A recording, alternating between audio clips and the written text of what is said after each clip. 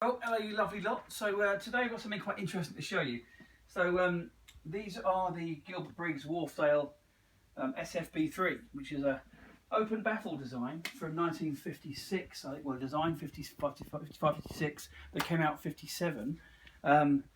They were basically Gilbert's take on Peter Walker's Quad ESL57, which is next to them there. I've just got a pair to show you the differences.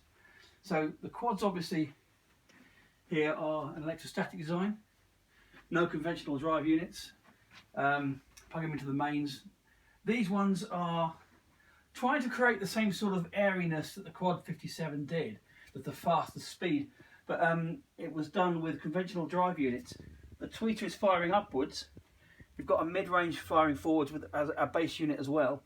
Allegedly these speakers were designed just for this cabinet, and the cabinet was designed just for these speakers, so you couldn't buy the drivers separately from Wharfedale at the time. They were designed together, sort of properly designed together. These, I can't play these ones unfortunately. They need refoaming. The surrounds were made of allegedly a mixture of felt and rubber, and they're flat and they're very hard to refoam with conventional foams you can buy now. So these won't be restored. They'll be sold as they are as a project for the new owner. And also interestingly, in 1957, when these were commercially available, they were sold for stereo. Gilbert said how good they performed with stereo, and bearing in mind the first stereo recordings were 57, that would be able to, be bought by the public. This is very, very forward thinking in the, developing a speaker just at the dawn of stereo. A lot of people in the early days of stereo were using odd speakers, or buying another one from the company later on, a few years later.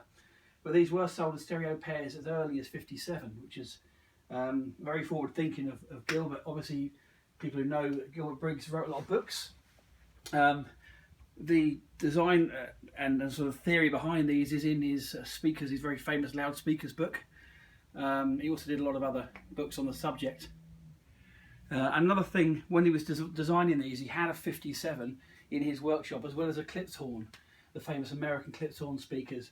And they were the two speakers, the ESL57 and the Klipshorn, that these were sort of made to compete with. So they were tested initially all together as three. So there you go.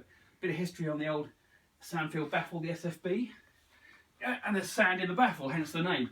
But this pair, a matching pair of walnut, I think from 57, 58.